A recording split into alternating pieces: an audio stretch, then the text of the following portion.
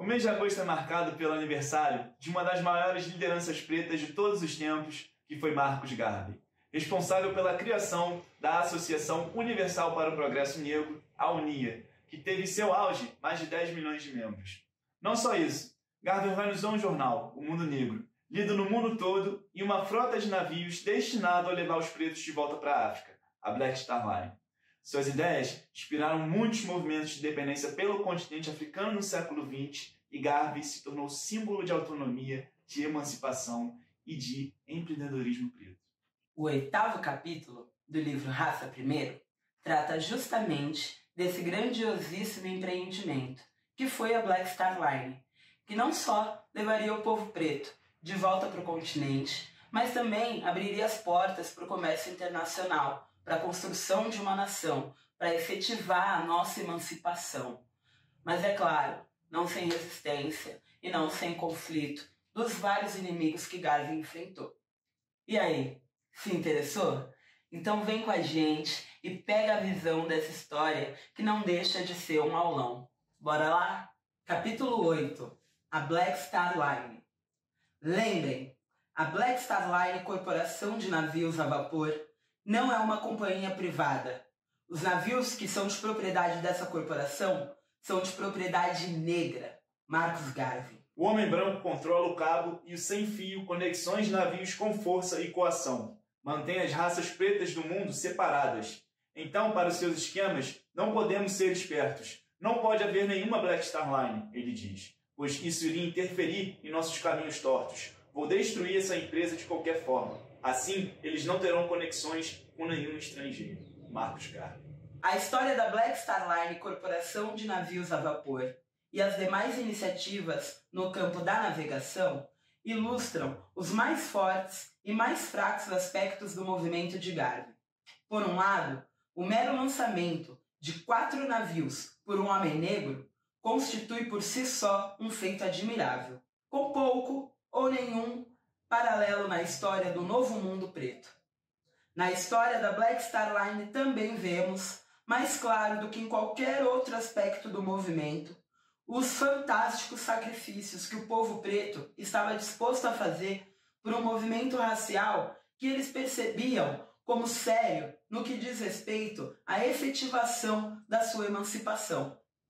E a perspectiva de ser proprietário de um empreendimento de navegação de propriedade de negros estimulava em muitos jovens negros um interesse no campo com o qual até então não lhe era próximo.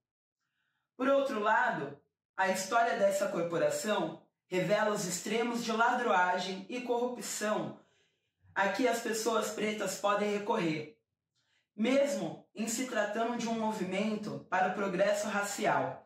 Demonstra também a implacável pressão dos inimigos externos de Garvey, brancos e negros, e a falta de cuidado com que as finanças da organização eram geridas.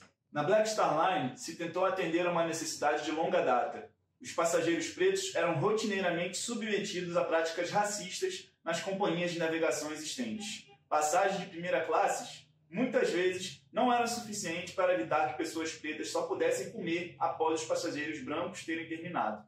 Os marinheiros pretos, último a ser contratado e o primeiro a ser despedido, também tinha razões para celebrar uma companhia negra. E para os poucos marinheiros pretos com maior qualificação náutica, a vida era particularmente dura. Por esse tipo de razão, a Black Star Line foi grandemente celebrada pelo povo preto.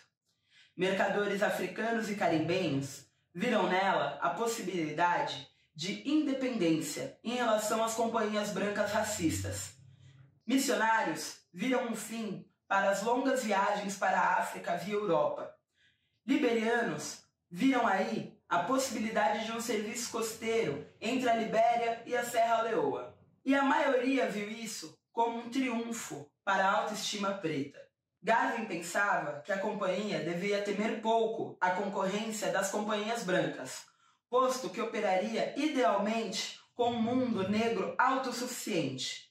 Não surpreende de que a Black Star Line provou ser o maior mecanismo de recrutamento para a UNIA. Garvey começou a trabalhar na companhia em 1919. e foi prontamente citada perante o advogado distrital assistente Edwin P. Currow, de Nova York. Estimulado por ex-associados de Garvey, Currow o informou que era ilegal solicitar fundos para um investimento comercial não incorporado.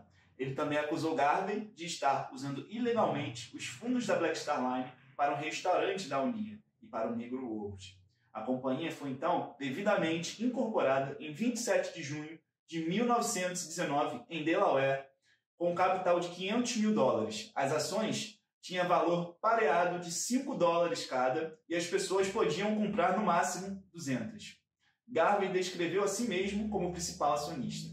Com menos de 3 meses de fundação, a companhia havia gareado dinheiro suficiente, principalmente por venda de ações, para dar entrada no primeiro navio.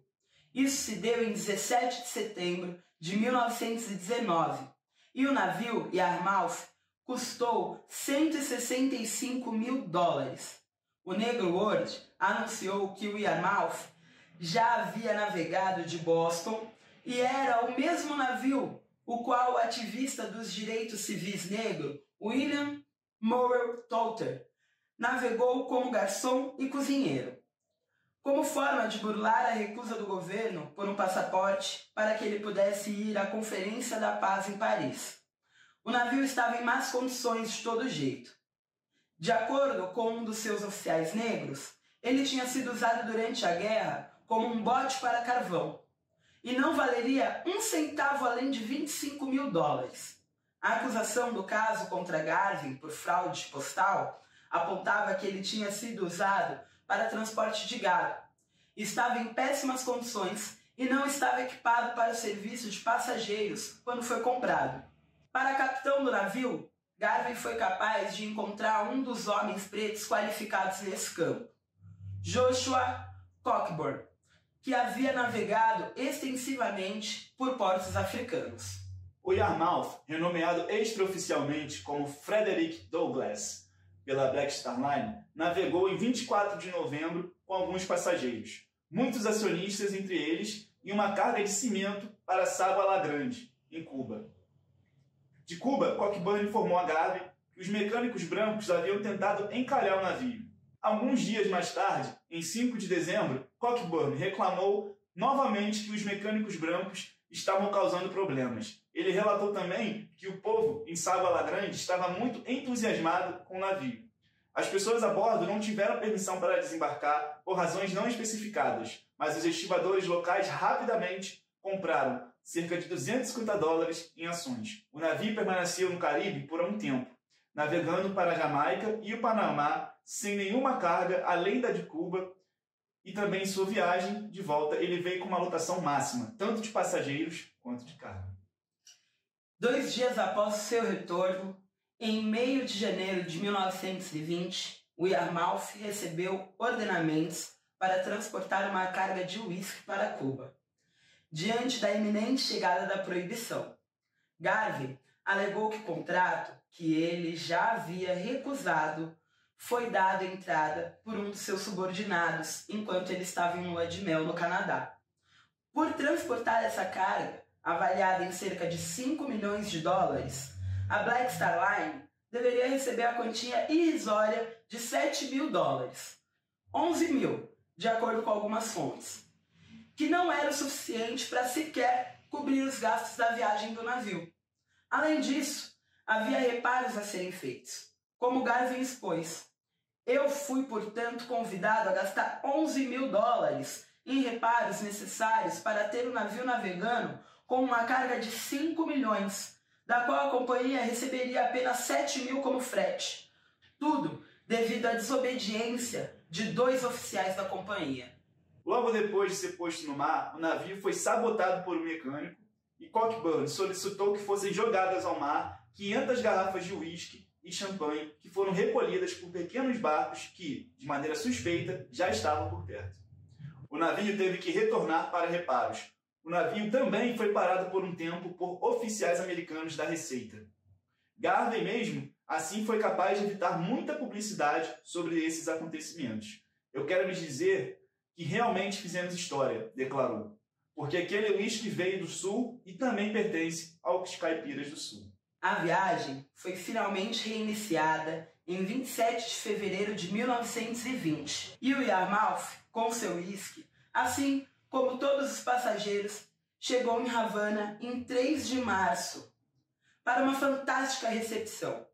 Não foi possível atracar, mas o povo vinha em barcos festejando o navio, jogando flores e frutas.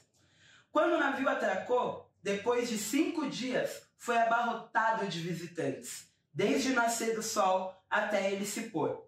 O Boas-Vindas cubano incluiu um banquete no Palácio Presidencial oferecido pelo presidente Menocal, em honra desse evento marcante na história do povo preto, com promessas de apoio comercial de oficiais do governo, incluindo o presidente e empresários. A entusiasmada recepção cubana foi diminuída, entretanto, pelos pesados e desnecessários custos ocorridos como resultado da incompetência financeira e possivelmente desonestidade deliberada dos oficiais da linha que deram entrada no contrato do uísque. Na pressa de se livrar do uísque antes da proibição, os proprietários falharam em conseguir um receptor cubano, o que causou um atraso para descarregar. Outro atraso foi causado pelos 5 dias de ancoragem e uma greve de 2 semanas dos marinheiros. Normalmente, o remetente da carga deveria ter se protegido contra o atraso no montante de vários milhares de dólares por dia por uma cláusula contratual de atraso. Não havia essa cláusula no contrato, mas de todo jeito, o custo, que incluía a manutenção de 35 passageiros da Jamaica e de outros portos, teve de ser coberto pela Black Star Line.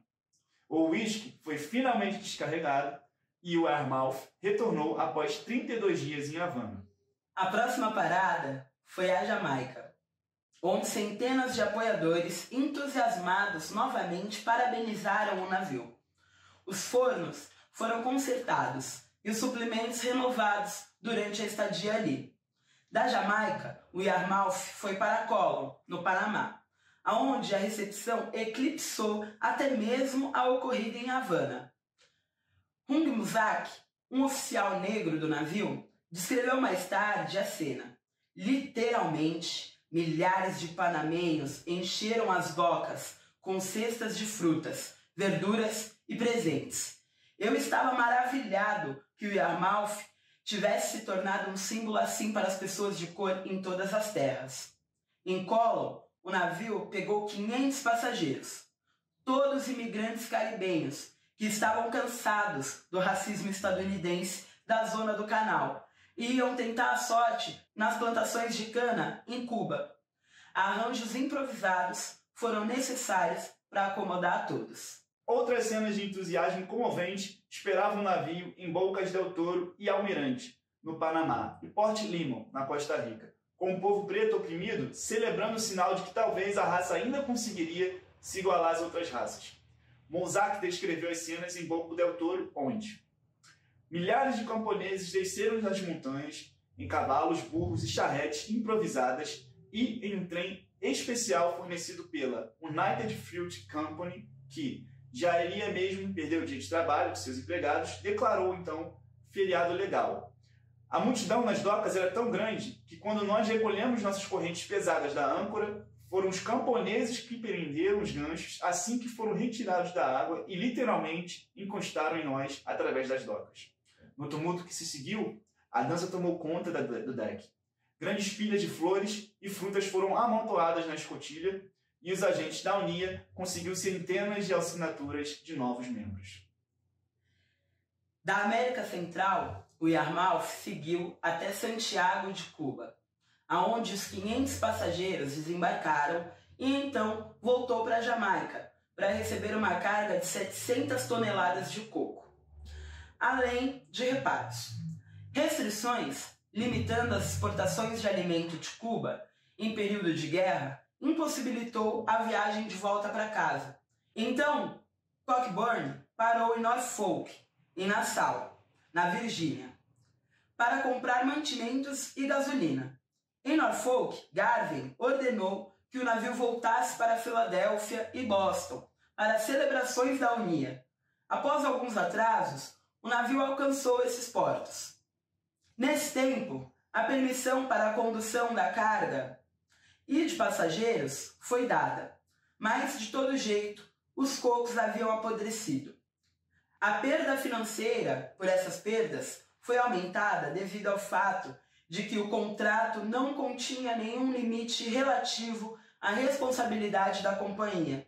Além disso, como explicou Muzak, ninguém no escritório sabia como checar as reclamações de dano submetidas pelo proprietário da carga, deixando a companhia completamente à mercê do remetente e de suas estimativas de valor sobre a carga, ao invés de sua própria estimativa. A terceira e última viagem do Yarmouth se deu após Cockburn ser demitido por desonestidade. Seu substituto foi um branco canadense, Capitão Dixon. Uma carga de fertilizante foi levada a Cuba, de onde o navio seguiu para Porto Príncipe, Haiti, para ser encontrado por mais multidões entusiasmadas.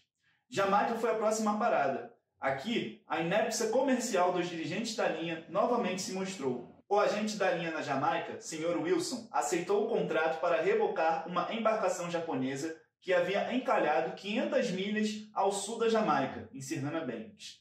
Dixon e Muzak sugeriram cobrar ao proprietário da carga, o Lloyd's de Londres, $45 mil, o que, de acordo com Muzak, parecia razoável de acordo com o valor da carga e outras considerações. Wilson, que Muzak definiu como um empreiteiro de construção que entendia do negócio de navegação menos até que o Sr. Garvey, aceitou $12 mil, o que quase não cobria nem os custos do reboque. O Yarmouth, com seus 33 passageiros a bordo, teve pouca dificuldade em rebocar a embarcação avariada. Então retornou a Nova York. Mais tarde, naquele verão, o navio foi posto fora de funcionamento, devido a processos movidos por diversos credores. Foi vendido pelo U.S. Marshal, Departamento de Justiça Federal dos Estados Unidos, por $1.625, em novembro de 1921.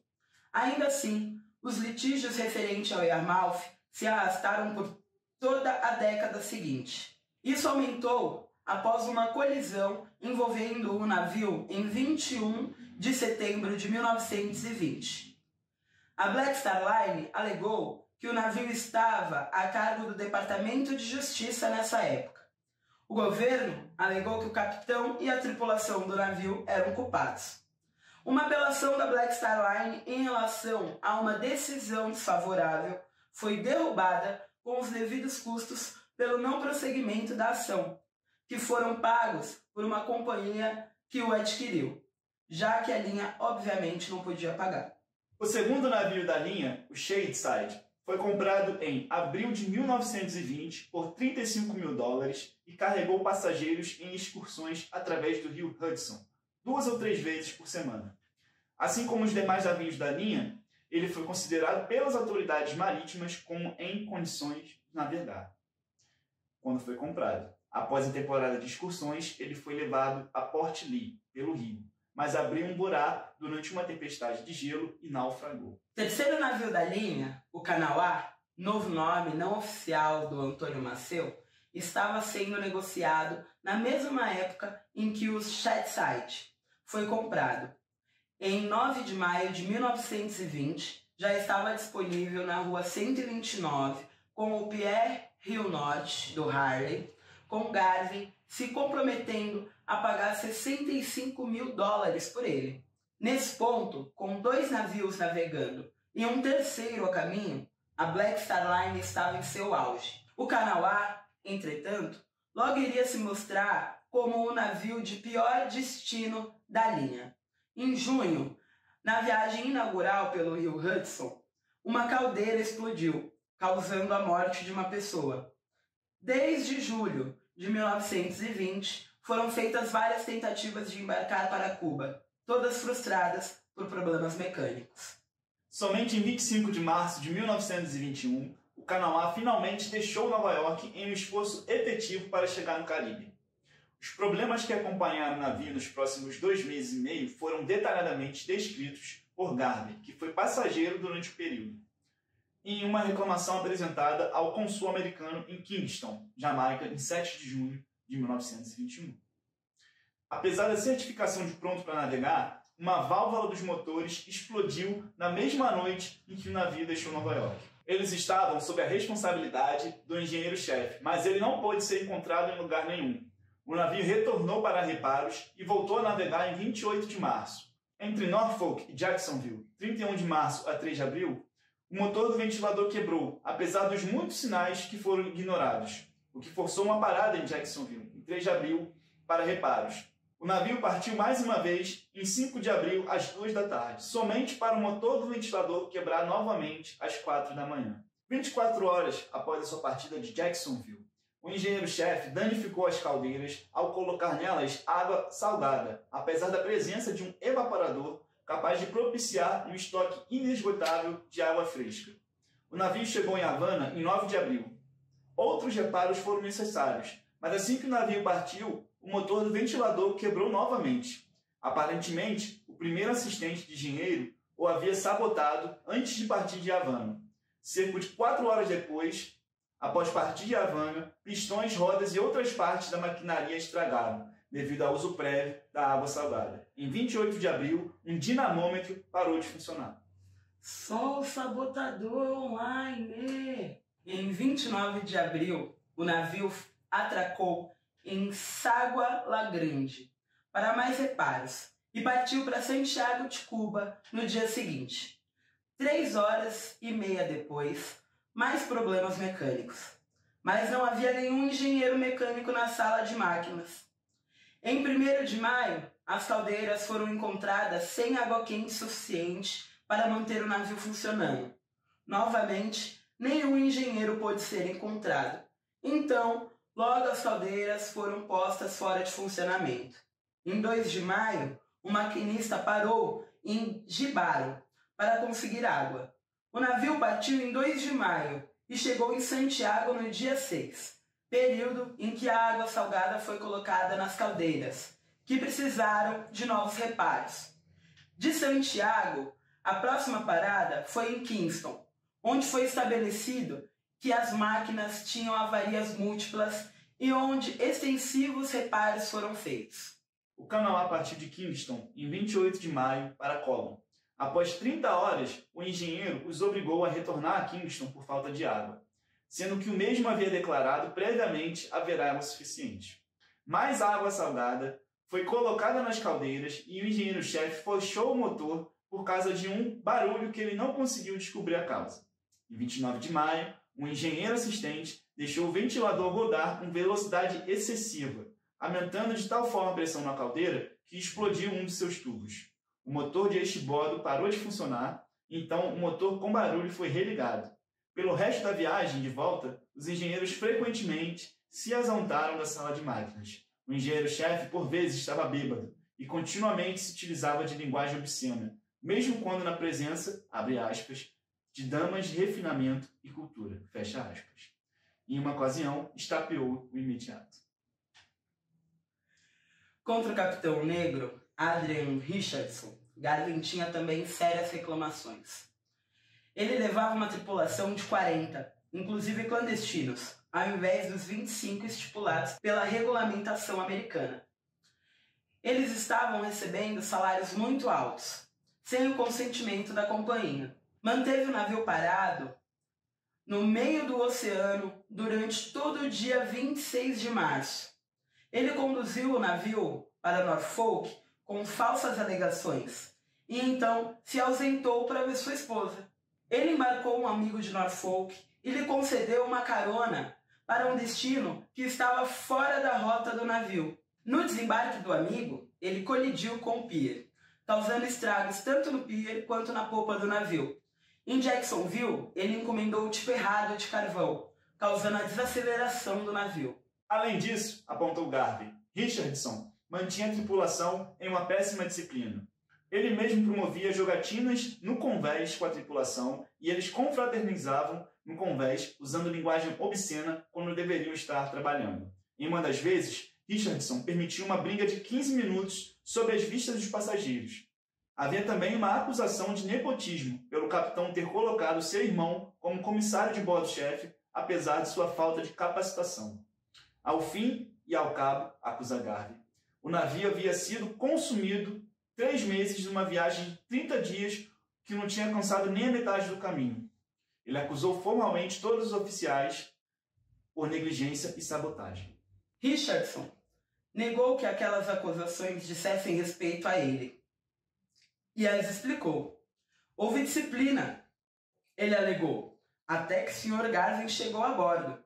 Sr. Garvin, explicou ele, queria ser o condutor, o engenheiro, o comissário, o mestre, o presidente e o proprietário.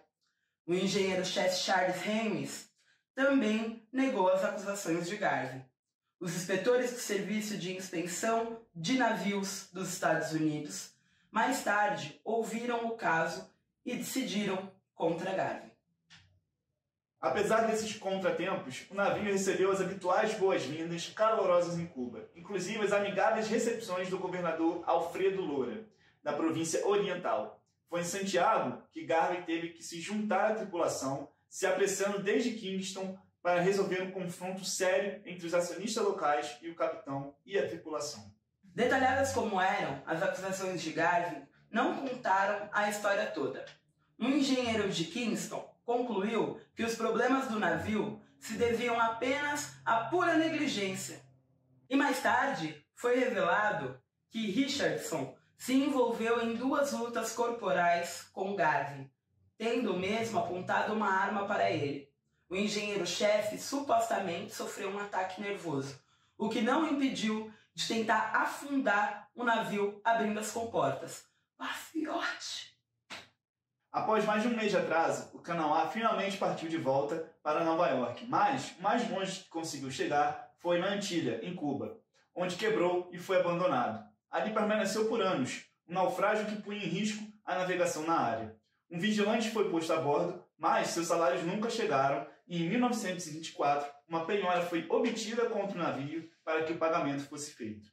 O cônsul americano em Antilha conseguiu que um negociante local estocasse álcool no navio para que os salários do vigilante fossem mantidos. Através dos anos, pessoas locais ofereceram somas entre 350 e 4 mil dólares pelo navio, mas os ladrões o depenaram de tudo que tinha de valor, até mesmo de suas porcas e parafusos. Em 1925, uma tempestade arrancou o navio de suas amarras e ele começou a naufragar. A essa altura, o cônsul declarou perda total. Em fevereiro de 1927, o navio estava ainda meio submerso em águas rasas, a 1,5 milha da praia da Antilha, e o cônsul considerou oferecer para resgatá-lo em troca de 15% de tudo de valor que fosse recuperado. O 4º navio da Black Star Line nunca chegou a estar em posse da companhia, mas sua história foi, no entanto, tão depressiva quanto a dos outros 3 anteriores. Isso envolveu a perda de uma grande quantidade de dinheiro, envolveu a companhia em um litígio que durou mais de uma década, sendo finalmente vendido como sucata. O Phillips Wheatley, como o navio iria se chamar, deveria ser o navio que faria a rota Nova York-Libéria, e sua compra foi prometida várias vezes já desde novembro de 1919. As tentativas de encontrar o navio começaram seriamente após a partida de Garvey para o Caribe em 1921. Após as negociações por um navio britânico dar errado, a companhia contratou um agente branco, A. Rudolph Silverstone, que recebeu 20 mil dólares para pagar pelo SS Hong Kong, que nunca se materializou. Silverstone se voltou então para a Companhia de Navegação dos Estados Unidos. Em 28 de abril, ele ofereceu 190 mil pelo Orion, um navio alemão capturado, oferta que ele aumentou um mês depois para 225 mil. Em 26 de maio, acreditando que o Orion já havia sido comprado por alguém, ele ofereceu 175 mil pelo Porto Rico, outro navio alemão capturado.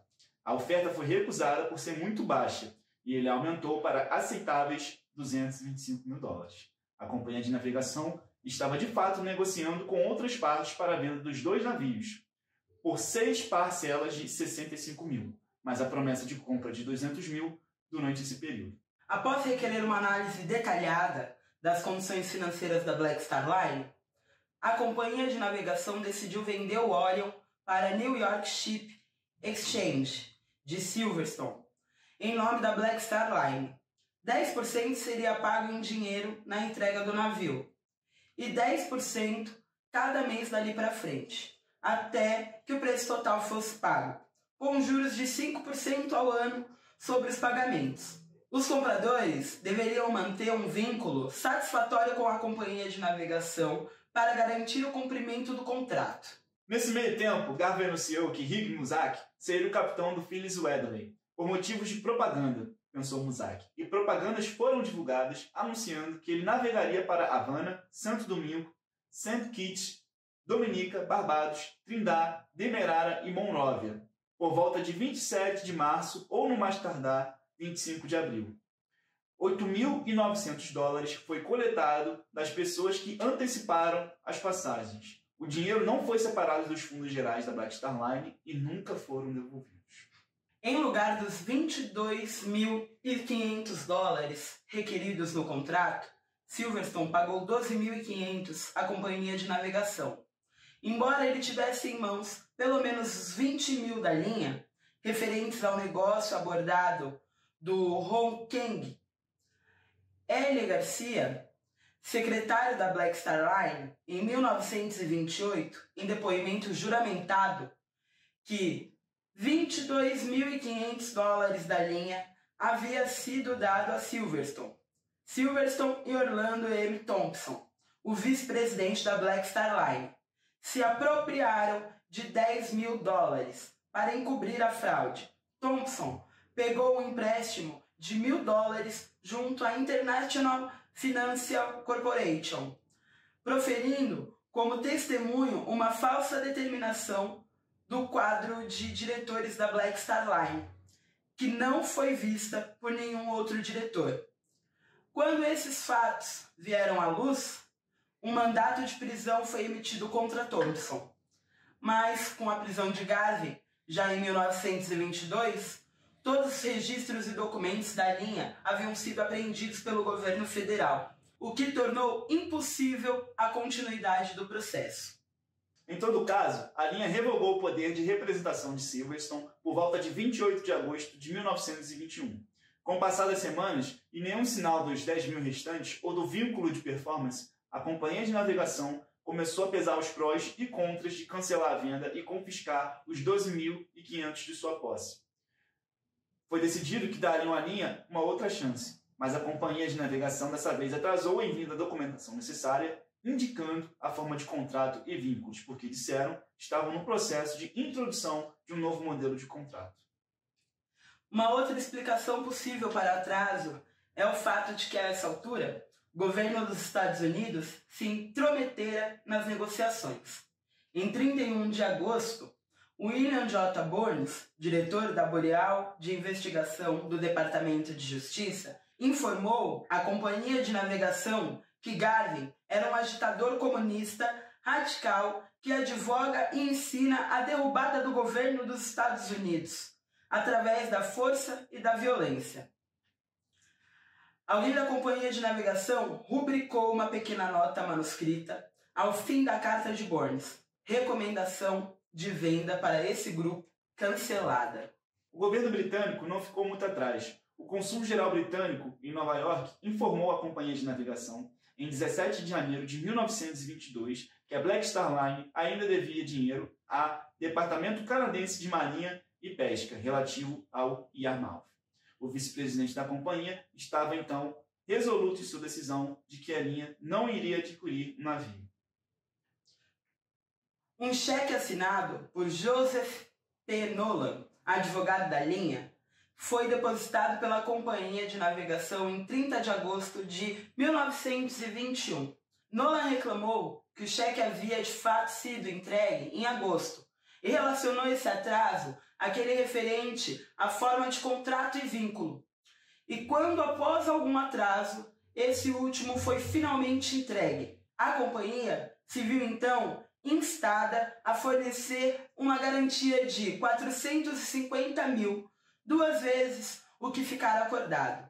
O gerente da divisão de vendas da companhia explicou posteriormente que, ainda que o cheque tenha sido oferecido a ele muitas vezes, ele se recusou a aceitá-lo por um tempo, já que as condições referentes ao seguro ainda não haviam sido estabelecidas.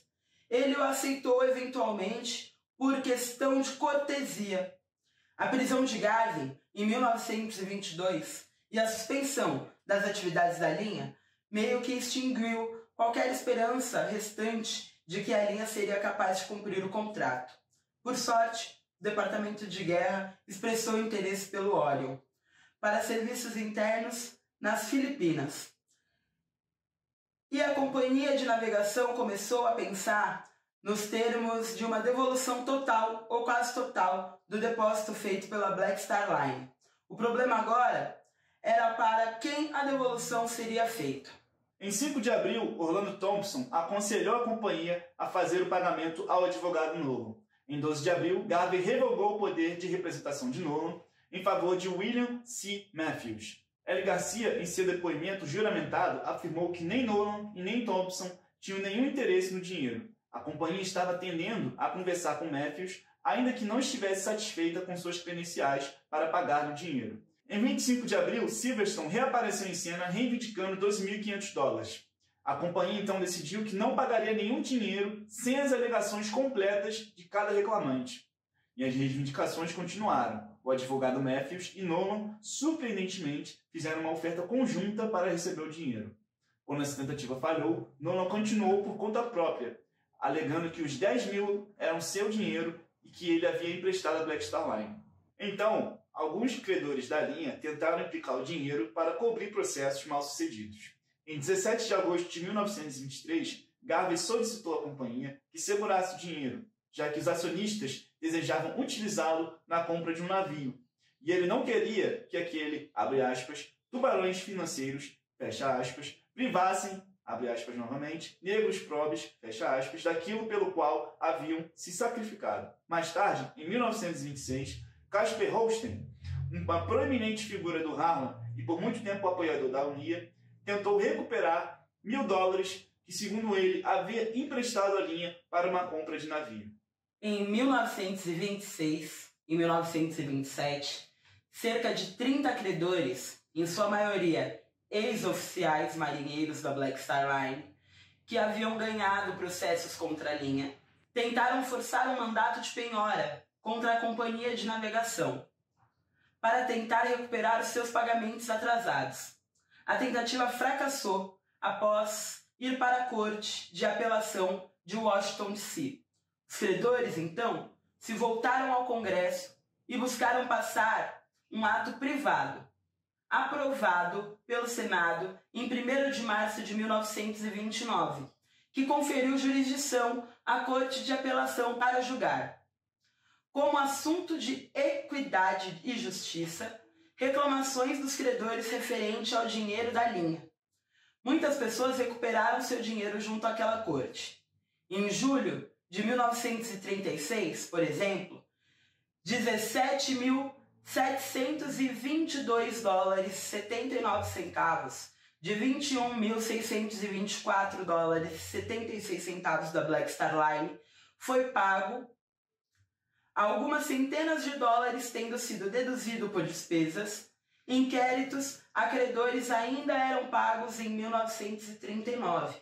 Enquanto isso, em 1930, o Orion foi vendido como sucata por $27.665. Em 1º de abril de 1922, o Negro World anunciou a suspensão das atividades da Black Star Line. Em agosto, a convenção da UNIA concordou, em princípio, a lançar uma nova empresa de navegação e em estabelecer uma nova Black Star Line Redemption Corporation para repor os gastos dos acionistas. A nova Black Cross Navigation and Trade Company foi anunciada oficialmente no Liberty Hall em 20 de março de 1924 e foi noticiado que essa nova empreitada atraiu a maior e mais entusiasmada multidão ao Liberty Hall, desde os tempos da velha Black Star Line. Em junho, Garvey se ofereceu para comprar o Susquehanna, de instalações da Companhia de Navegação dos Estados Unidos, apesar da confusão com o Orion. Pesquisas no departamento de crédito da companhia revelou que os fundos da UNIA eram de cerca de $20 mil, o suficiente para assegurar o pagamento inicial, mas não suficiente para evitar problemas no levantamento dos $140 mil restantes. A companhia então decidiu vender somente em dinheiro. Eles parecem não terem considerado a solicitação de Garvey para investir o depósito do Orion em um novo navio, e nem o próprio Garvey repetiu a solicitação.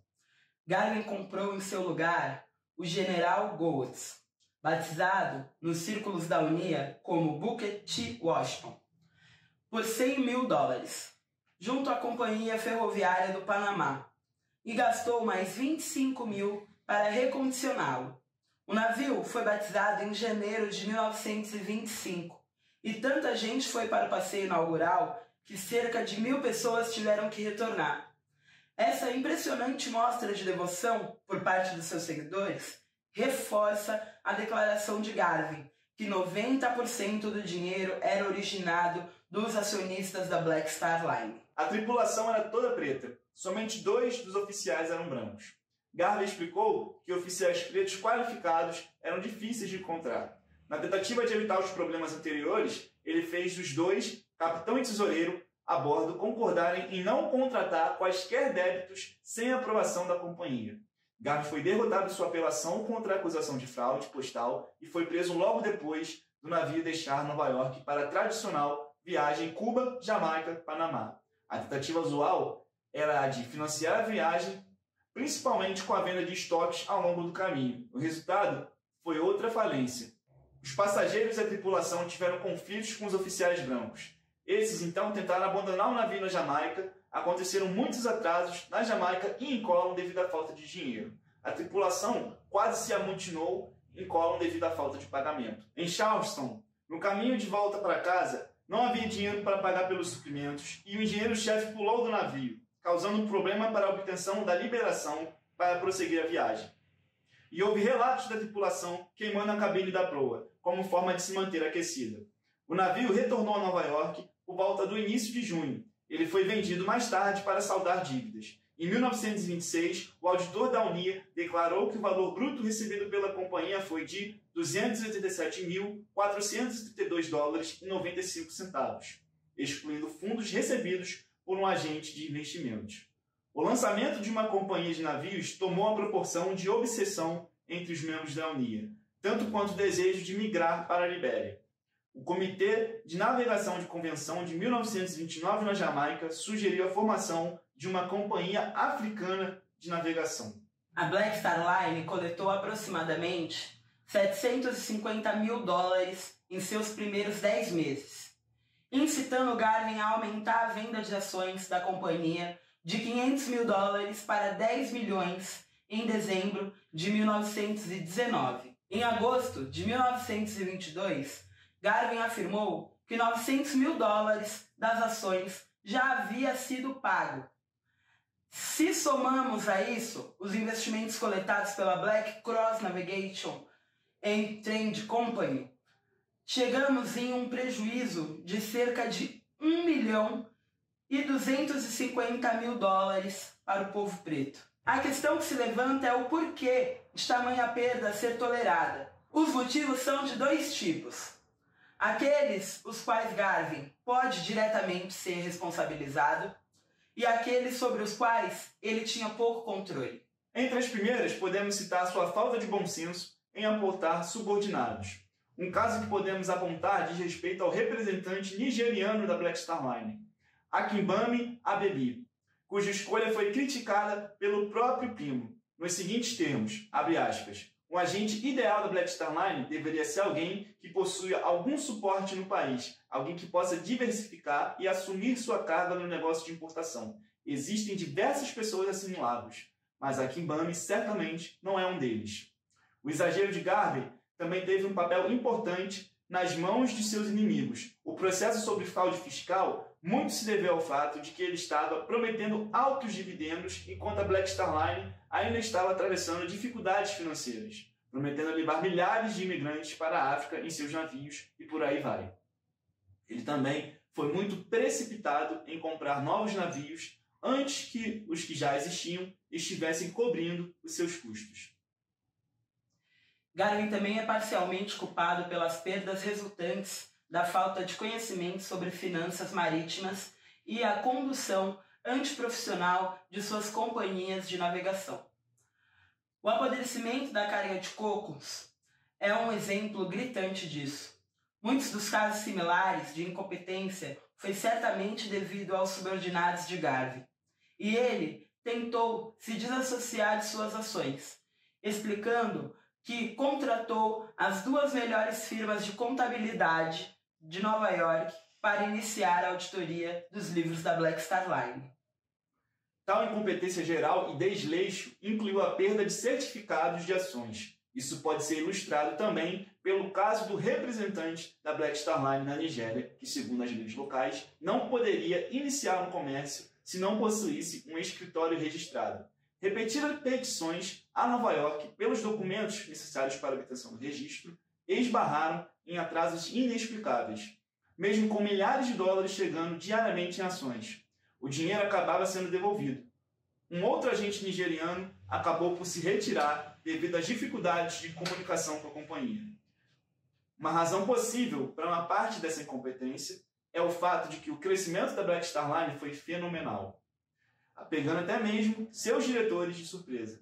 Em maio de 1920, havia escritórios em Nova York, Cuba, Guiana Inglesa, Haiti, Jamaica, Bocas del Toro, Port Limon, Lagos, Monróvia, Serra Leoa e 15 estados americanos. E o dinheiro também vinha de outras áreas. Junto à incompetência geral, estava o uso dos recursos como tapa-buraco financeiro.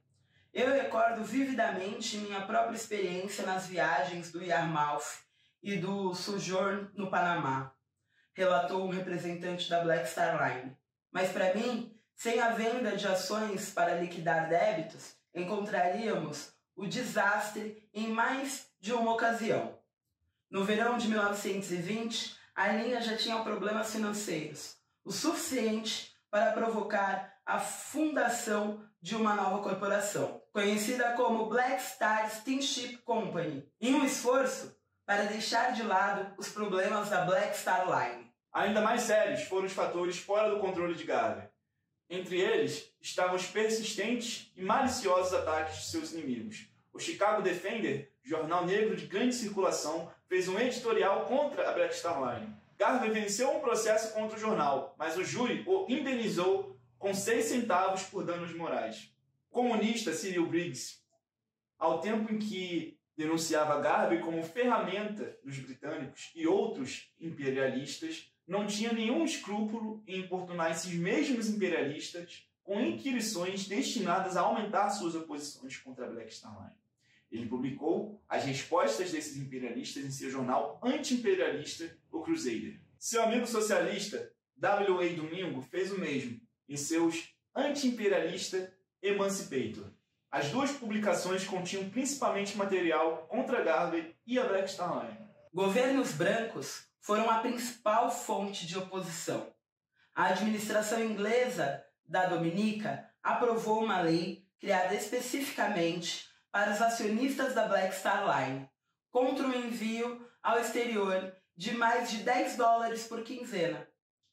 Cartas da companhia para o Congo belga foram interceptadas e destruídas. E o papel dos governos inglês e americano, no caso Orion, já foi tratado. O maior de todos os golpes contra os empreendimentos marítimos de Garvey veio da corrupção, ladroagem e sabotagem de muitos dos seus empregados. Pouca dúvida resta de que os engenheiros brancos do Yarmouth e do Kanawha praticamente destruíram esses navios. As multas inflacionadas geradas pelas propinas dos oficiais aumentaram cerca de 30%. Propinas similares também foram recebidas por outros carregamentos. No caso da Black Star Line, contra uma companhia de New Jersey, por cobrar $11.791,74 por um conserto de $2.500, muito mal executado, foi arquivado por falta de jurisdição. O capitão Cockburn admitiu ter sido um dos 5 que dividiu uma propina de $8.000 por fora de um pagamento de $16.500 ao Yarmouth. Ele e Edward Smith Green, um oficial da linha, racharam um suborno de $2.000 para acelerar a partida para Cuba com uma carga de uísque. Aquele homem, Cockburn, Garvey afirmou posteriormente, que Deus o amaldiçoe ao esquecimento eterno. Aquele homem teve em suas mãos o destino comercial dos mares para o povo preto e ele o vendeu, pedaço por vantagens vazias. Nem Cockburn, nem Silverstone, nem Orlando Thompson, nem nenhuma das principais figuras envolvidas foi condenada. Falsos vendedores se passando por representantes da Black Star Line também atingiram a companhia. O Negro World trazia grandes avisos contra esses e alguns foram processados com sucesso. Não houve nada de inevitável na falência da Black Star Line e dos empreendimentos a ela relacionados. As poucas viagens do Yarmouth provaram que as possibilidades de cargas lucrativas e do negócio de passageiros estavam ali. Sem os problemas enumerados acima, não há razão para que os empreendimentos de navegação da Unia não pudessem ter sido, pelo menos, modestamente lucrativos. O sucesso de Garvey e sua fama está diretamente relacionada à quantidade de inimigos que foram se multiplicando conforme a Unia se expandiu e seu trabalho ficou cada vez mais conhecido. E com isso, muita gente ficou contra Garvey, não só do governo dos Estados Unidos, mas principalmente do próprio povo preto. Principalmente uma classe média preta e burguesa, já bem estabelecida e integrada na sociedade branca, que tinha muito a perder caso as ideias de Garvey realmente fossem adotadas pelo povo preto. Os conflitos também fazem parte da formação e do trabalho de Garvey. Os debates, as críticas, as falas sem medo e sem desculpa a quem quer que seja. Os debates públicos colocaram Garvey no centro das discussões e foi até alvo de uma campanha para tirar ele dos Estados Unidos. O seu sucesso veio com um preço e com um trabalho a ser constantemente feito, o qual ele também pagou muito bem. A energia e a entrega dele foram gigantes, não só em seus discursos, mas também nos empreendimentos, nas empresas e nos empregos que construiu para milhões de membros da Unia. Mesmo com toda a fama e sucesso dele, e com a inegável dimensão no seu trabalho, ele não é relembrado pelas narrativas integracionistas e muito menos pelas instituições brancas. Ele é perigoso demais para isso. Suas ideias, sua capacidade para inflamar as massas o fazem inelegível de ser citado de qualquer forma. É um dos melhores exemplos de apagamento da nossa história. Por isso, a gente tem o nosso projeto da Semana da História Preta. Não só para formar estudiosos da nossa história, mas também para trocar ideias sobre ela. Para todo mundo achar a lição e pegar a visão e se orientar politicamente e coletivamente. Chega mais, as inscrições estão lá na bio do Quilombo Ocotô e a gente espera você lá. Lembrando também que as inscrições estão abertas para o nosso processo de entrada, o Consciência e Formação de Quilombo, o CFK na sigla. E que nesse mês de agosto, além do aniversário de 137 anos de Marcus Garvey, a gente também comemora 7 anos de existência do Quilombo Ocotô, do nosso Quilombo Ocotô. Pega lá a visão no link do @Quilombo Ocotô no Instagram. Não perde não. Eu sou o Diego. Eu sou a Nala, do Quilombo Ocotô, Quilombo Mal com X, freguesia de São Paulo. E esse foi mais um capítulo do nosso projeto de leitura do livro Raça Primeiro. Valeu, valeu! E até a próxima.